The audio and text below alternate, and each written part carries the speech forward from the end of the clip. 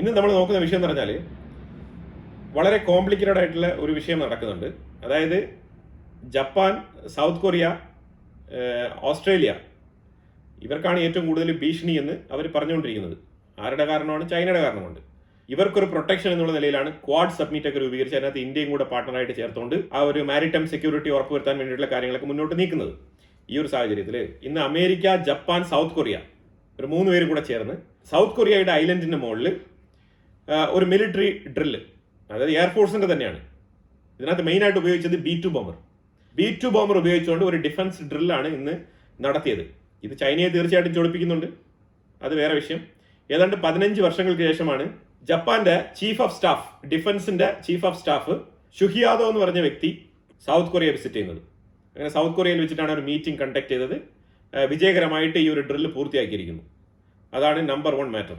ഇനി ജപ്പാനും അമേരിക്കയ്ക്കും സൗത്ത് കൊറിയയ്ക്കും ഇടയിൽ പ്രശ്നമുണ്ടോ എന്ന് ചോദിച്ചാൽ പ്രശ്നമുണ്ട്. കാരണം അമേരിക്കയുടെ താരിഫ് എന്ന് പറഞ്ഞാൽ 25% താരിഫാണ് സൗത്ത് കൊറിയയ്ക്കും ജപ്പാൻ ഇട്ട് കൊടുത്തിരിക്കുന്നത്. അതിന് നല്ല രീതിയിലുള്ള വിയോജിപ്പുണ്ട്.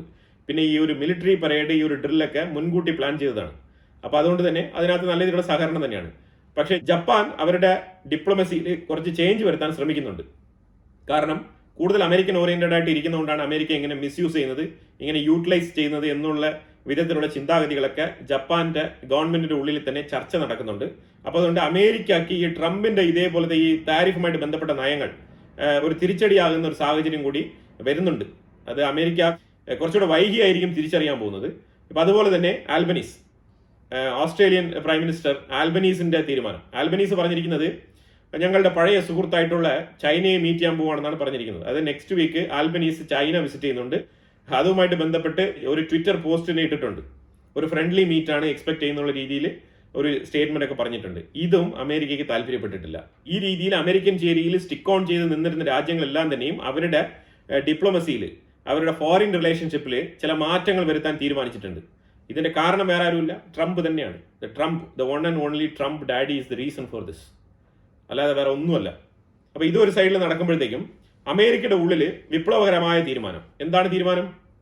അമേരിക്കയുടെ ഉള്ളിൽ തീരുമാനം എന്ന് പറഞ്ഞു കഴിഞ്ഞാൽ ഈ ഫാമേഴ്സ്, ഈ കർഷകരെ സംരക്ഷിക്കാൻ വേണ്ടിയിട്ട് പുതിയ നയപരമായ തീരുമാനങ്ങളൊക്കെ അമേരിക്ക കൊണ്ടുവരുന്നുണ്ട്. ഞാനൊരു വീഡിയോ, ഈ സോവറൈൻ വെൽത്ത് ഫണ്ടുമായിട്ട് ബന്ധപ്പെട്ട ഒരു വീഡിയോ ഞാൻ ഇട്ടിട്ടുണ്ട്.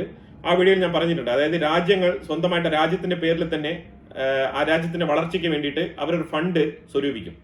അങ്ങനെ കാനഡയ്ക്ക് അങ്ങനെ സോവറൈൻ വെൽത്ത് ഫണ്ട് ഉണ്ട്, സൗദി അറേബ്യയ്ക്ക് അങ്ങനെ സോവറൈൻ വെൽത്ത് ഫണ്ട് ഉണ്ട്, അതുപോലെ ചൈനയ്ക്ക് സോവറൈൻ വെൽത്ത് ഫണ്ട് ഉണ്ട്. ഇതുപോലെ മിക്ക രാജ്യങ്ങൾക്കും ഈ സോവറൈൻ വെൽത്ത് ഫണ്ട് ഉണ്ട്. ഇന്ത്യ വളരെ ലേറ്റസ്റ്റ് ആയിട്ടാണ് ഈ സോവറൈൻ വെൽത്ത് ഫണ്ട് രൂപീകരിച്ചുകൊണ്ടിരിക്കുന്നത്. അപ്പൊ അങ്ങനെ ഈ സോവറൈൻ വെൽത്ത് ഫണ്ട് കൊണ്ട് 2 രാജ്യങ്ങൾ, അതിൽ പ്രധാനമായിട്ട് സൗദി അറേബ്യ അതുപോലെ തന്നെ ചൈന, ഇവർ രണ്ടുപേരും കാലാകാലങ്ങളായിട്ട് അമേരിക്കയുടെ ഉള്ളിൽ ഈ കൃഷിഭൂമി, ഫാം ലാൻഡ് മേടിച്ചിടുക എന്നുള്ളൊരു പദ്ധതി ഇവരുടെ പക്കലുണ്ടായിരുന്നു. സൗദി അറേബ്യ കൃഷിഭൂമി മേടിക്കുന്നു, അതിനൊരു അർത്ഥമുണ്ട്. കാരണം അവർക്ക് ഡെസേർട്ടാണ്, പൂർണ്ണമായിട്ടും Saudi Arabia full and full ഒരു ഡെസേർട്ടാണ്, മിഡിൽ ഈസ്റ്റിലാണ് സ്ഥിതി ചെയ്യുന്നത്. അപ്പോൾ അതുകൊണ്ട് കൃഷി ഭയങ്കര പ്രശ്നമാണ് അവിടെ. അതുകൊണ്ട് ആ ഒരു പേരും പറഞ്ഞിട്ട് ആ കൺസിഡറേഷനിലാണ് സൗദി അറേബ്യയ്ക്ക് നിശ്ചിത തോതിൽ അമേരിക്ക ലാൻഡ് കൊടുത്തിരിക്കുന്നത്. പക്ഷേ ചൈന അങ്ങനെയല്ല. ചൈന എവിടെയൊക്കെ പോകുന്നു അവിടെയൊക്കെ തുരപ്പൻ പണികളാണ് ചെയ്യുന്നത്. ചൈന അമേരിക്കയുടെ മിലിറ്ററി ബേസ്, എയർഫോഴ്സിന്റെ ബേസ്, ഇതൊക്കെ എവിടെയൊക്കെ ഉണ്ടോ അതിന്റെ തൊട്ടടുത്താണ് സ്ഥലങ്ങളെല്ലാം പർച്ചേസ് ചെയ്തിരിക്കുന്നത് എന്നാണ് പീറ്റർ ഹെക്സത്ത്, അമേരിക്കയുടെ defence secretary Peter Hegseth Mike കൂടെ വിളിച്ചു പറഞ്ഞത്.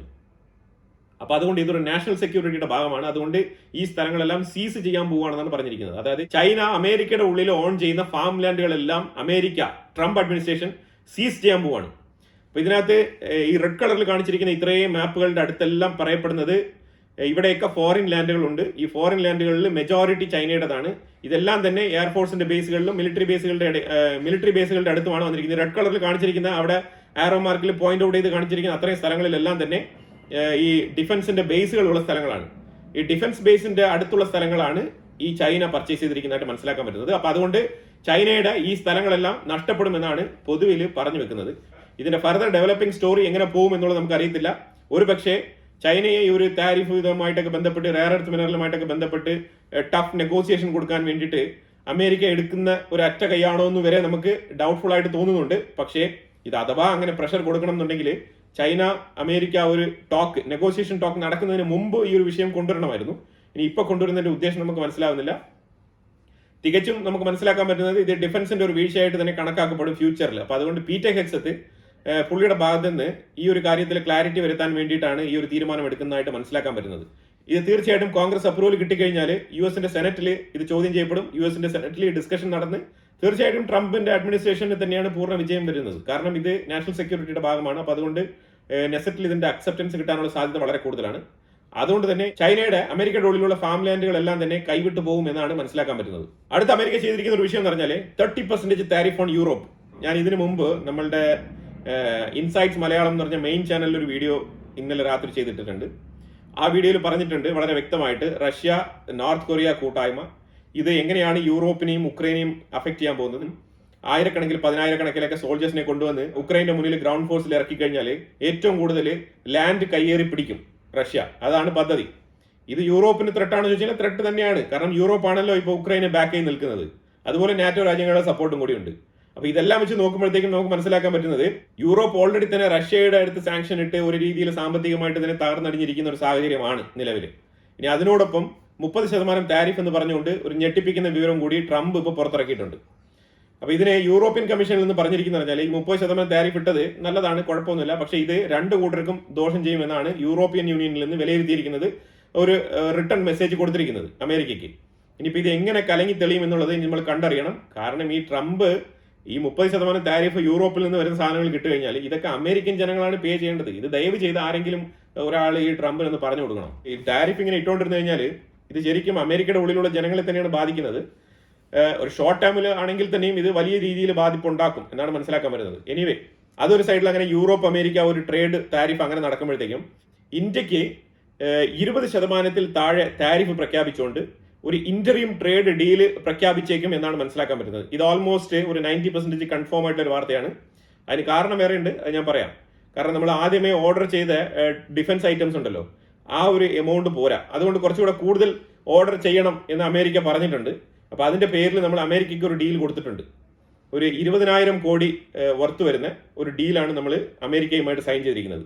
അപ്പൊ അത് സൈൻ ചെയ്തതിന്റെ പേരിലാണ് അപ്പൊ നിലവിൽ ഈ ഒരു ഇന്ററിയം ട്രേഡ് ഡീൽ തരാം എന്ന് പറഞ്ഞിട്ട് അമേരിക്ക ഇപ്പം കുറച്ചങ്ങ് സ്റ്റെപ്പ് ഡൗൺ ചെയ്ത് വന്നിരിക്കുന്നത്. അപ്പൊ മനസ്സിലാക്കിക്കോണം, അവർ അത്രത്തോളം ജപ്പാൻ ആയിക്കോട്ടെ, സൗത്ത് കൊറിയ ആയിക്കോട്ടെ, ഇതെല്ലാം അവരുമായിട്ട് നല്ല അടുപ്പമുള്ള രാജ്യങ്ങളാണ്. യൂറോപ്യൻ രാജ്യങ്ങളെല്ലാം തന്നെ അവരുമായിട്ട് നല്ല അടുപ്പമുള്ള രാജ്യങ്ങളാണ്. അതിൽ പോലും ട്രംപ് ഒരു വിട്ടുവീഴ്ചയും ചെയ്യുന്നില്ല. ആ സാഹചര്യത്തിലാണ് ഇന്ത്യക്ക് ഒരു ഇന്ററിയം ഡീൽ 20% താഴെയാക്കി തരാം എന്ന് പറഞ്ഞുകൊണ്ട് വന്നിരിക്കുന്നത്. ഇതൊരു ശുഭവാർത്ത തന്നെയാണ്. നമ്മൾ കുറച്ച് സ്പെൻഡ് ചെയ്തിട്ടുണ്ട്, ഇന്ത്യ അങ്ങോട്ട് നല്ല രീതിയിൽ തന്നെ സ്പെൻഡ് ചെയ്തിട്ടുണ്ട്. അതും നമ്മൾ പറയാതെ പോകാൻ വയ്യ. അതായത് ഇതിനകത്ത് 2 കമ്പനികൾ ഇൻവോൾവ് ആവുന്നുണ്ട്. ഈ 2 കമ്പനികൾ എന്ന് പറഞ്ഞാൽ ഒരു അമേരിക്കൻ കമ്പനി, ഒരു ഇന്ത്യൻ കമ്പനിയും. ഇന്ത്യൻ കമ്പനി എന്ന് പറഞ്ഞാൽ റിലയൻസ് ഇൻഫ്രാസ്ട്രക്ചർ എന്ന് പറഞ്ഞ കമ്പനിയാണ് ഇതിനകത്ത് ഇൻവോൾവ് ആകുന്നത്. ഇതിനകത്ത് ഇന്ത്യയുടെ 100 മിഗ് ഫൈറ്റർ ജെറ്റുകൾ മോഡറൈസ് ചെയ്യാൻ വേണ്ടിയിട്ടുള്ള കരാറ് അമേരിക്കൻ കമ്പനിക്ക് നമ്മൾ കൊടുക്കുന്നുണ്ട്. അതിന്റെ ആ ഒരു എക്സ്പെൻസസിന്റെ വർത്താണ് ഈ 20,000 കോടി എന്ന് പറഞ്ഞത്. 20,000 കോടി എന്ന് പറയുമ്പോഴത്തേക്ക് ഏതാണ്ട് 2.34 ബില്യൺ US$ വരും ഈ ഒരു 20,000 കോടി എന്ന് പറയുന്നത്. ആ മൂല്യമുള്ള ഒരു കരാറും കൂടി നമ്മൾ ഒപ്പിട്ടിട്ടുണ്ട്. അത് ഒപ്പിട്ടതോടു കൂടിയാണ് എന്നാൽ പിന്നെ ഒരു ഇന്ററിയം ട്രേഡ് ഡീൽ ആവാം ഇന്ത്യക്ക് എന്നുള്ളൊരു നിലപാടിലേക്ക് അമേരിക്ക വന്നതായിട്ട് മനസ്സിലാക്കാൻ പറ്റുന്നത്.